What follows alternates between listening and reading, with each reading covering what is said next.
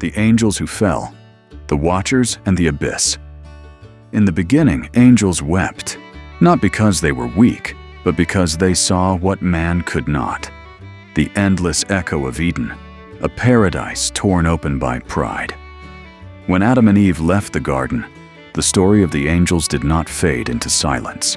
It deepened, it darkened, it descended.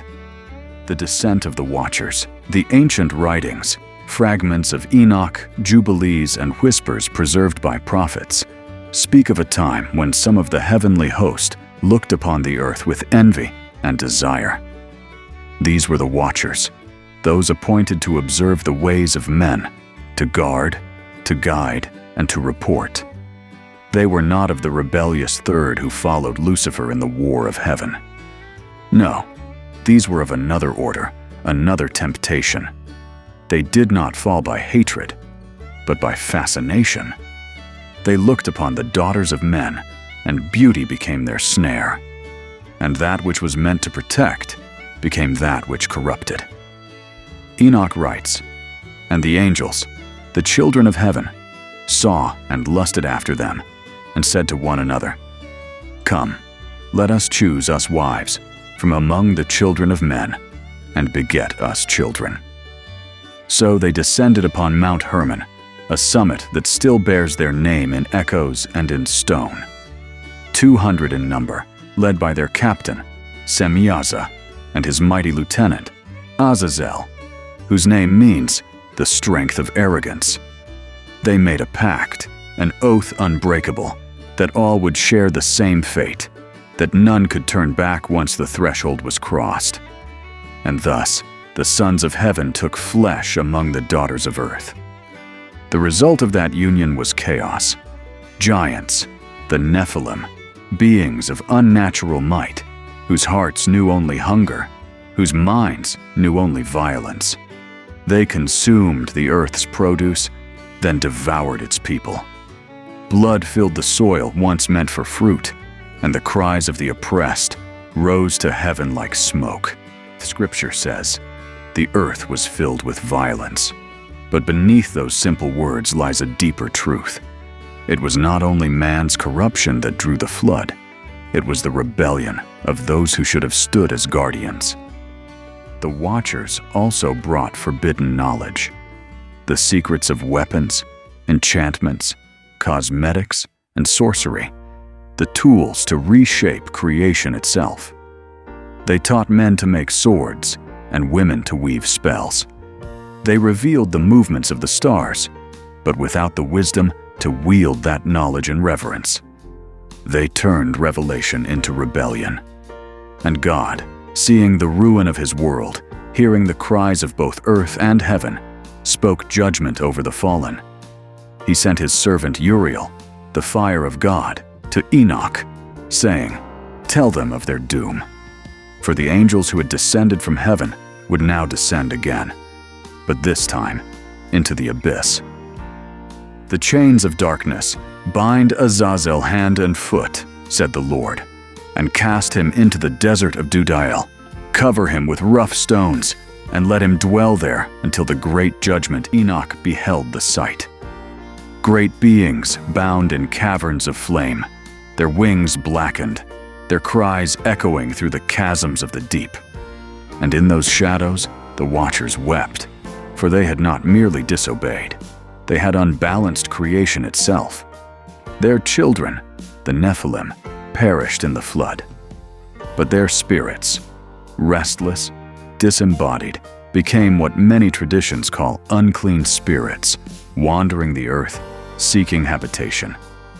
It is from this ancient tragedy that much of human evil draws its inspiration, a mingling of heaven's glory and earth's corruption, a counterfeit of the divine, the message within the fall.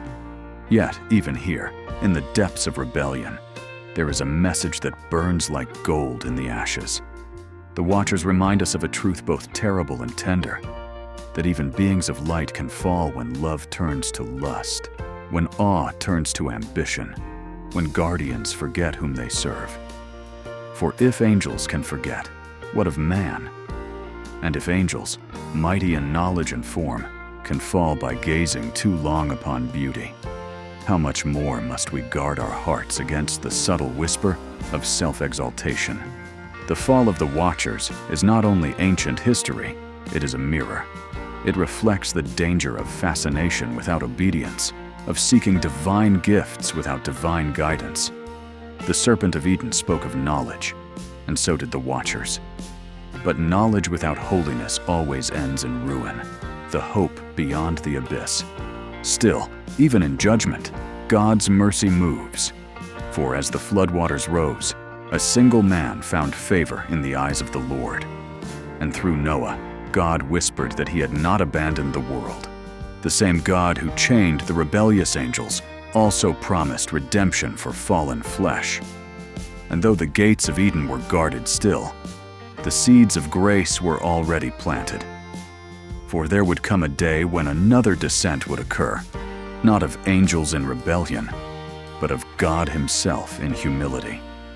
The Word would take on flesh, not to corrupt it, but to redeem it. The Son of God would walk the very ground the Watchers defiled and lift humanity back toward heaven. He would not ascend Mount Hermon to take, but Mount Calvary to give. And when He rose from the tomb, the Watchers of light, the true host of heaven, sang again the song that had been silenced since Eden.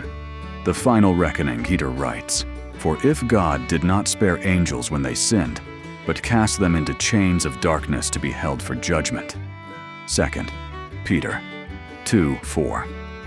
The abyss remains, the judgment awaits, but so too does redemption. For every soul that clings to pride, there is still mercy at the cross.